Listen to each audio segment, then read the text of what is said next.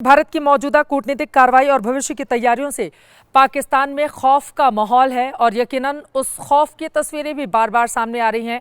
कभी उनके हुक्मरानों के बयान के जरिए तो कभी पाकिस्तान का सेना प्रमुख जिस तरह के बयान दे रहा है उसके जरिए। और इसी से आप समझ सकते हैं कि हालात इस समय पाकिस्तान के क्या बने हुए हैं, वो भी तब जब सिर्फ अभी कुछ समझौतों को ही रोकने की बात हिंदुस्तान की ओर से की गई है। पिक्चर अभी बाकी है, ये तो सिर्फ छोटा सा आगाज है। भारत की मौजूदा कूटनीतिक कार्रवाई और भविष्य की तैयारियों से पाकिस्तान में खौफ है। 48 घंटों में जिस तरह पाकिस्तान में हड़कंप मचा है उसकी बानगी आप देखिए। 5 तस्वीरें टीवी स्क्रीन पर हैं। पाकिस्तान के पीएम शहबाज शरीफ का इस कदर वो सदमे में है कि आज उन्होंने अपने देश में एक सैन्य समारोह के दौरान खुद को आतंकवाद का पीड़ित बताया है। शहबाज शरीफ ने कहा है कि पहलगाम हमले को लेकर पाकिस्तान किसी भी तटस्थ और पारदर्शी जांच में हिस्सा लेने को तैयार है।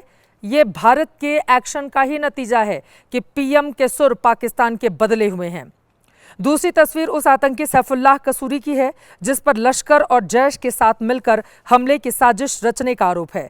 उस कसूरी ने बयान देकर कहा है कि हमले से तो मेरा कोई लेना देना नहीं, मुझे ही फंसाया जा रहा है। तीसरी तस्वीर उस टीआरएफ नाम के आतंकी संगठन की है जिसने बाकायदा प्रेस रिलीज जारी कर कहा है कि पहलगाम हमले में उसका संगठन शामिल नहीं है, जबकि पहले दिन कूदकर इसने पहले ही जिम्मेदारी ले ली थी। पाकिस्तान में खौफ से चौंकती खबर यह है कि सेना प्रमुख आसिम मुनीर सहित वहां के टॉप सैन्य अधिकारियों ने अपने परिवार के सदस्यों को दूसरे देशों में भेज दिया है।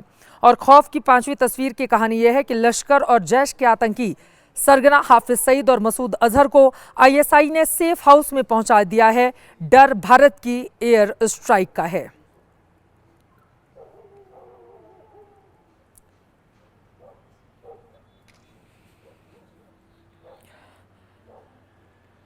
और अब आगे बढ़ते हुए आपको पाकिस्तान के प्रधानमंत्री शहबाज शरीफ का वो बयान सुनाते हैं जिसमें एक कार्यक्रम के दौरान उनकी ओर से कहा गया कि वो खुद ही पीड़ित हैं आतंकवाद के और भारत के साथ जांच में पूरी तरह से मदद को तैयार है। सुनिए। Vital national interests of Pakistan are lifeline. Its availability would be safeguarded at all cost and under all circumstances, inshallah. Therefore, any attempt to stop, reduce or divert the flow of water belonging to Pakistan under the Indus Waters Treaty would be responded to with full force. Pakistan के प्रधानमंत्री को यह समझ लेना चाहिए कि हिंदुस्तान खुद तय करेगा कि वो अपने 26 बेकसूर नागरिकों की हत्या का बदला कब और कैसे लेगा। जांच में सहयोग की बात कहकर भले ही मेकओवर की वो कोशिश कर रहे हों, दुनिया को दिखाने और जताने की कोशिश कर रहे हों, लेकिन इसके जरिए अपने पालतू आतंकवादियों को शहबाज शरीफ बचा लेंगे, ये गलतफहमी उनको कतई नहीं पालनी चाहिए।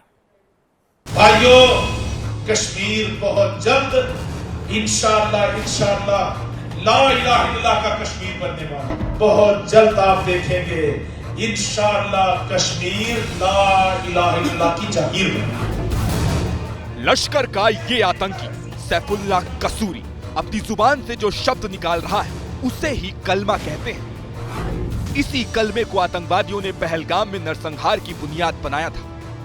जो कलमा नहीं पढ़ पाए उन्हें मौत के घाट उतार दिया गया। अब तो ये बात भी सामने आ चुकी है कि मारे गए लोगों के प्राइवेट पार्ट तक चेक किए गए और गैर मुस्लिम बताकर गोली मार दी गई। पति को मार दिया। पहलगाम हमले से पहले सैफुल्लाह ने 19 फरवरी को पाकिस्तानी सेना के साथ मीटिंग की थी। गुलदस्ते वाली तस्वीर उसी मीटिंग की है। लेकिन जब से इसका नाम हिट लिस्ट में आया है तब से इसके होश फाख्ता हो चुके हैं।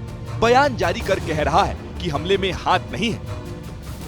इस हमले की आड़ में हिंदुस्तान के मीडिया ने मुझे मोर्द इल्जाम ठहराया, फौरी तौर पर पाकिस्तान पर इल्जाम तराशी की है। पाकिस्तान के वो पानियों को रोकना चाहता है और पाकिस्तान की ज़राअत को, पाकिस्तान की सनत को वो तबाह करना चाहता है। हम इसको मुस्तरद करते हैं। ये उसकी सोची समझी साजिश है और इसका हक़ायक़ के साथ पाकिस्तान या पाकिस्तान के किसी पुरअमन शहरी के साथ हरगज कोई ताल्लुक नहीं है। सुन ले कसूरी, तेरा ये बयान तुझको बचा नहीं पाएगा।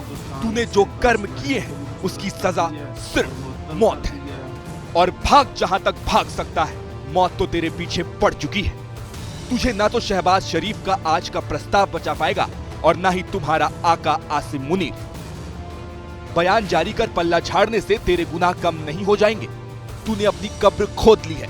झूठ बोलकर बचना चाह रहा है, लेकिन तुझे जहन्नुम की सैर कराने का डोजियर तैयार हो चुका है। बस दिन, समय और मुहूर्त का इंतजार कर।